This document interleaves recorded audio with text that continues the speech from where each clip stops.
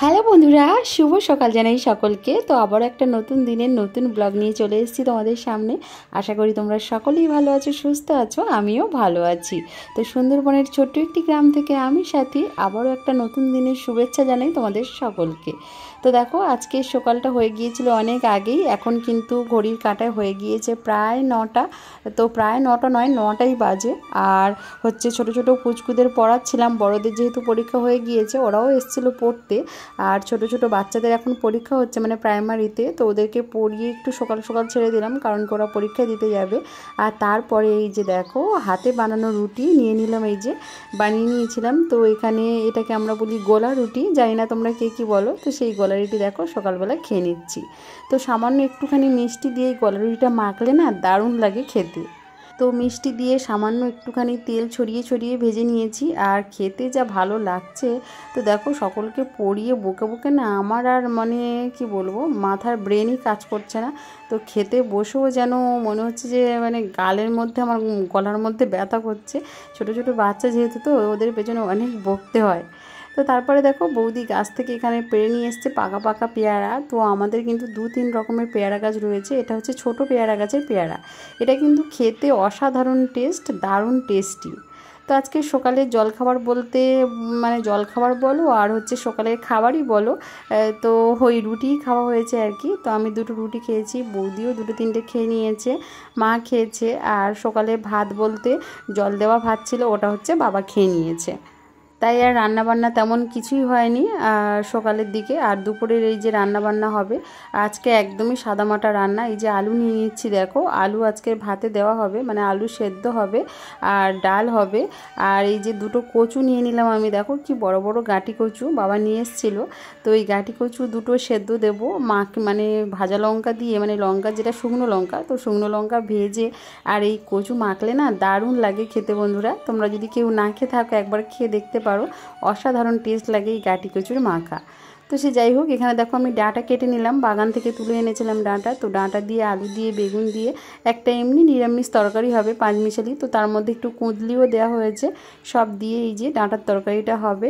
আর হচ্ছে কচু সেদ্ধ, আলু সেদ্ধ আর ডাল। সবজি কেটে গুছিয়ে দিয়েছি, গুছিয়ে একেবারে ধুয়ে টুয়ে বৌদির কাছে দিয়ে দিয়েছি। আর তারপরে দেখো, নখ টোকগুলো অনেক দিন ধরে ক্লিন করব বলেও করা হচ্ছিল না। তো আজকে একটুখানি পরিষ্কার করে নিয়েছি, নিয়ে আর দেখো একটু নেল পালিশ পরে নিচ্ছি। আর অনেক দিন ধরে আমার নখে নেল পালিশ নেই, মানে পরিই না, পরাই হয় না আসলে। মানে কি বলবো, সব কিছু মেনটেন করাও হয় না, আর সেইভাবে নেল পালিশটাও ইউজ করা হয় না। নখ সুন্দর করে কাটিং করে তারপরে নেল পালিশ করলে না ভালো লাগে দেখতে। আর এমনি যেভাবে থাকে তো ওইভাবে আর পড়াই হয়নি। তো আজকে কি করেছি, নখগুলোকে সুন্দর করে সেভ করে নিয়েছি, তারপরে একদম লেবু দিয়ে ঘষে একদম সাদা পরিষ্কার করে নিয়েছি। তারপরে দেখো হাতে এই পিঙ্ক কালারের নেল পালিশটা আমি পরে নিয়েছি। কেমন লাগছে অবশ্যই জানিও কিন্তু। তো নেল পালিশ পরা হয়ে যাওয়ার পরেই আমার একটা মাথায় আসলো, যেহেতু আজকে হালকা পাতলা তরকারি হচ্ছে নিরামিষ, তো পুকুর পাড়ে আমাদের হয়ে আছে অনেক অনেক থানকুনি। তো থানকুনির গুণাগুণ নিয়ে তো কিছু বলার মতো নেই, মানে কিছু বলার অবকাশ রাখে না। তো থানকুনির প্রচুর গুণাগুণ, আর আমাদের পুকুর পাড়ে বড় বড় থানকুনি পাতায় বৃষ্টি পেয়ে হয়েছে এত সুন্দর না। তো প্রতিদিনই খাওয়া হয়। আর এটা কিভাবে খাই আজকে তোমাদের সাথে আমি শেয়ার করব। তো এটা তরকারি রান্না করেও খাওয়া যায়, বিভিন্ন রকমভাবে বিভিন্ন উপায়ে খাওয়া যাবে। তো দেখেছো কত সুন্দর সবুজ হয়ে আছে, আর সবুজের কালারটা তোমরা শুধু দেখো, অসাধারণ সবুজ কালার এটা। তো বড় বড় পাতা হয়েছে, আমি এখান থেকে দেখো বেছে বেছে তুলে নিচ্ছি একদম ভালো করে। গোটা উঠে আসছে, তারপরে পাতাও ছিঁড়ে উঠে আসছে, ডান্ডি ধরে বড় বড় ধরে তুলে নিচ্ছি।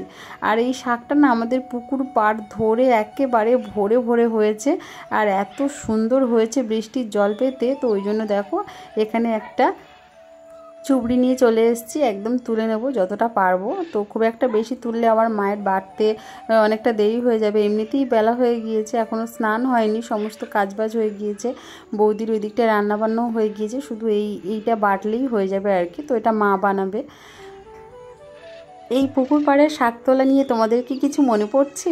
তো আমার কিন্তু মনে পড়ছে কবিগুরু রবীন্দ্রনাথ ঠাকুরের সেই কবিতা প্রশ্ন। তো প্রশ্ন কবিতায় একটা লাইন ছিল, হচ্ছে বাগদি বুড়ি চুপড়ি ভরে নিয়ে শাক তুলছে পুকুর পাড়ে এসে, পুরো সেরকমই একটা দৃশ্য কিন্তু এটা। তো দেখো এই যে তুলে নিয়েছি যতটা পেরেছি, আর এবারে স্নানটা করে নেবো। এই শাকটাকে বেছে নেব, বেছে ধুয়ে মার কাছে দিয়ে তারপরে স্নানের কাজটা কমপ্লিট করে নেবো। আর চারিদিকটায় তো মেঘলা, জানোই তো বর্ষার মরশুম, আর বৃষ্টি থাকবে না তা কি হয়। তো স্নান সেরে চলে এসেছি। দেখো অনেক দিন ধরে ভাবছিলাম এই শাড়িটা ধোবো, তা সে আর মনেও থাকে না, ধোয়াও হয় না। আজকে স্নানের পরে যেহেতু এটা চোখে পড়েছে, এরা ছাড়ার নেই, আজকে একে কেচে ধুয়ে ফেলবো, তারপরে আমার হচ্ছে শান্তি হবে।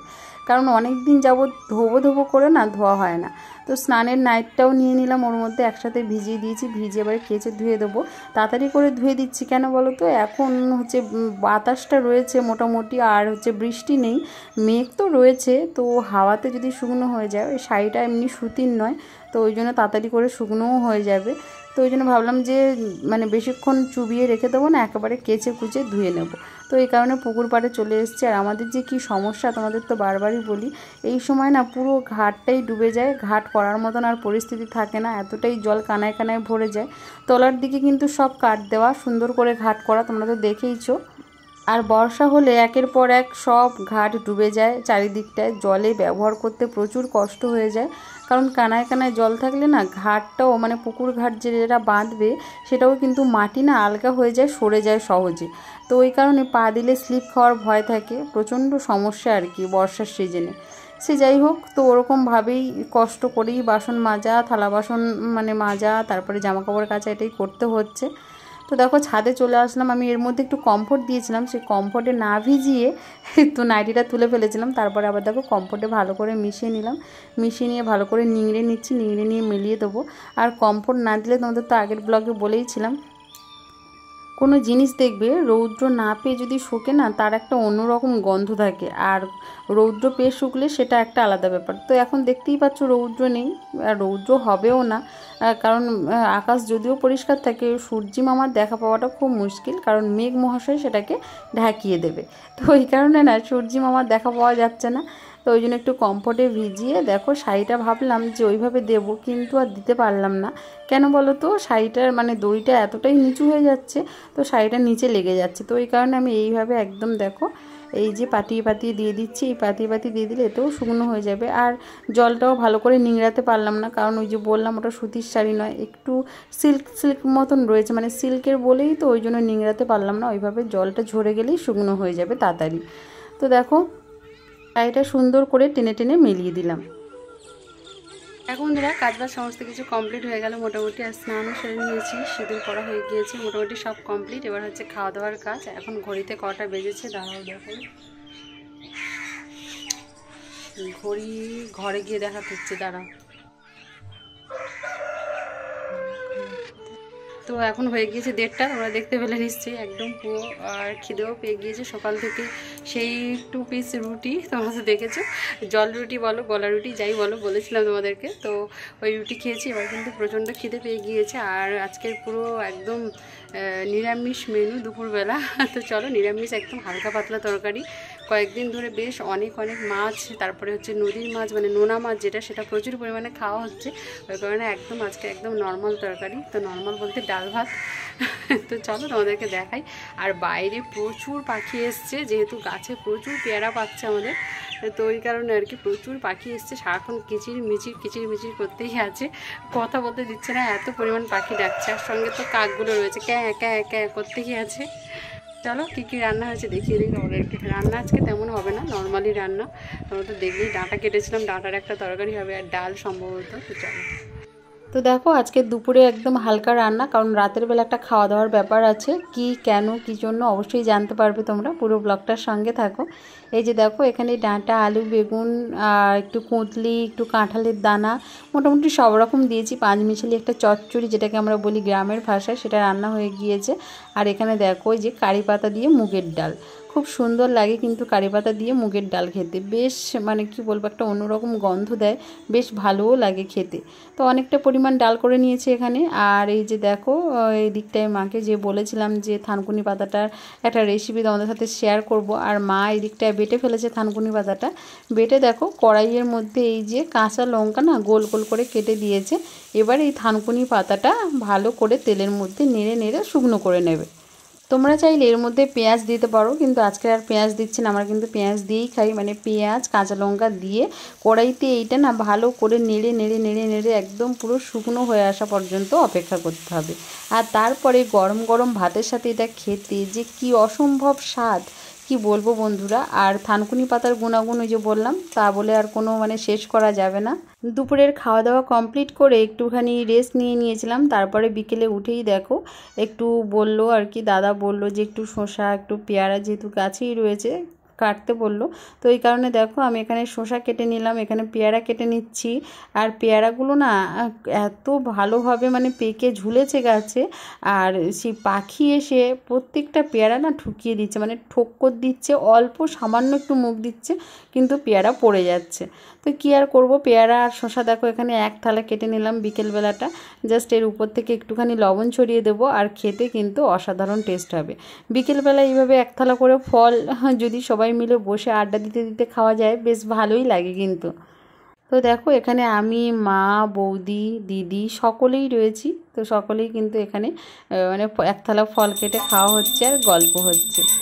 কথা বলতে বলতেই তোমাদের সাথে চারিদিকে মেঘ ঘনিয়ে আসলো, আর খুব তাড়াতাড়ি সন্ধেটাও নেমে গেল। মা এখানে দেখো সন্ধে দিচ্ছে, আর দিদির মেয়ে পুচকু দেখো ঘন্টা বাজাচ্ছে। তো সন্ধেবেলায় বললাম যে আবার একটা আয়োজন রয়েছে, তো ওই কারণে দুপুরবেলা একদম হালকা পাতলা তরকারি হয়েছে। তো মা এখানে দেখো সন্ধে দিয়ে দিচ্ছে আর আমার সাথে কথা বলছে, আর পুচকুর ঘন্টা বাজানো কিন্তু কিছুতেই বন্ধ হচ্ছে না।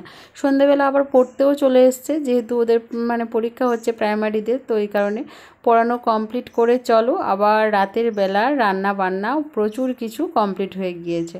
তো প্রচুর কিছু রান্না বান্না নয়, এই যে তোমাদেরকে বললাম যে রাতে একটা খাওয়া দাওয়ার ব্যাপার আছে। কি বিষয়ে তোমাদের বলে দিই, এই যে আমাদের যে কয়েকদিন ধরে চাষ হচ্ছিল, এত পরিমাণ মানে বৃষ্টি কাদা, তো তোমাদের সাথে শেয়ারও করা হয়নি, আর মাঠে আমি যেতেও পারিনি। তো এই কারণে তো আমাদের এখানে নিয়ম রয়েছে চাষ হয়ে যাওয়ার পরে কিন্তু একটা খাওয়া দাওয়া দিতে হয়। তো এই কারণে চাষ কমপ্লিট হয়ে গেছে, তাই এখানে দেখো খাওয়া দাওয়ার একটা আয়োজন করা হয়েছে। এখানে রয়েছে আলু ভাজা, আর হয়েছে এই যে ডাল। তো মানে রাতের বেলা কিন্তু মুসুরির ডাল হয়েছে, দুপুরবেলা মুগের ডাল হয়েছিল, আর হয়েছে মাংস। তো এই হচ্ছে রান্না। এই যে দেখো আমি দেবো বলে এই যে একটা গামলার মধ্যে তুলে নিচ্ছি অর্ধেক করে, কড়াই মানে কড়াইয়েরটা থেকে যাবে আর গামলার থেকে দেবো আর কি সকলকে। এইভাবে করে কাটিয়ে নিচ্ছি আগে থেকে, নয়তো কিন্তু পুরো মাংসটা ঘেঁটে যাবে দিতে দিতে। তো সে যাই হোক, এই যে বললাম আমাদের চাষের কাজ মোটামুটি কমপ্লিট, আবার হচ্ছে ধান ওঠার পর্ব রয়েছে এরপরে। তো এদিকে নিয়ম অনুযায়ী এই যে এক হাঁড়ি ভাত তরকারি সবাই মিলে মানে খাওয়া দাওয়া হবে। সবাই মিলে বলতে যে কয়েকজন আমাদের কাজ করেছে ধানের কাজ, তো তারাই এসছে। এই যে দেখো বাবার খাটে বসে আছে, আর এদিকটায় বৌদি সব জায়গা করে ফেলেছে। আমাদের গ্রামের দিকে বসার জায়গাটা দেখেছো, এরকম কিন্তু বসার জায়গা আমরা ব্যবহার করি। এগুলো এখনও পর্যন্ত মানে কি বলবো ট্র্যাডিশনাল, যে সাবেকি আনায় ভরপুর। বেশ ভালো লাগে কিন্তু আমাদের এই জিনিসগুলো ব্যবহার করতে। তো চলো সকলকে এবারে খাওয়া দাওয়া দেবো, সকলে খাওয়া দাওয়া করবে। আজকে সারাদিনের ভিডিওটা কেমন লাগলো পুরো ব্লগটা তোমরা অবশ্যই জানিও। ভিডিও ভালো লাগলে অবশ্যই লাইক করো, কমেন্ট করো, আর অনেক অনেক বন্ধুদের সাথে শেয়ার করো। যারা প্রথমবার আমার ভিডিও দেখছো তারা অবশ্যই চ্যানেলটাকে সাবস্ক্রাইব করে রেখো, এবং পাশে থাকা নোটিফিকেশান অল করে রেখো। যখনই আমি ভিডিও পোস্ট করব সবার আগে নোটিফিকেশান তোমাদের কাছে পৌঁছে যাবে। সকলে ভালো থেকো, সুস্থ থেকো, আর সকলে আমার পাশে থেকো। সকলকে শুভরাত্রি, টাটা।